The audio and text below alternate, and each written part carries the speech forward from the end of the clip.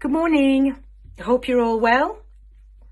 Thank you for watching my videos and sending me encouragements and comments and support. It's really appreciated.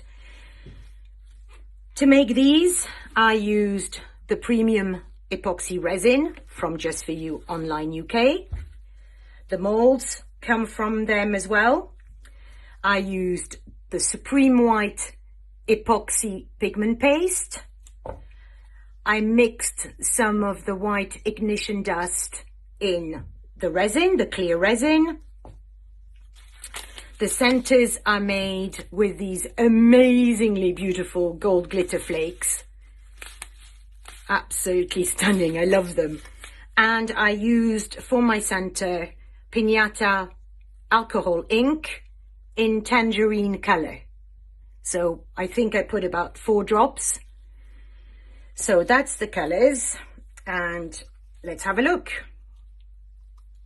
I mean, this flower technique changes every time, and every time, I must say, I love them. Are my gloves clean? Yeah. Every time it's different, but I love it. Absolutely love them. They're so pretty. Summer. Look at those.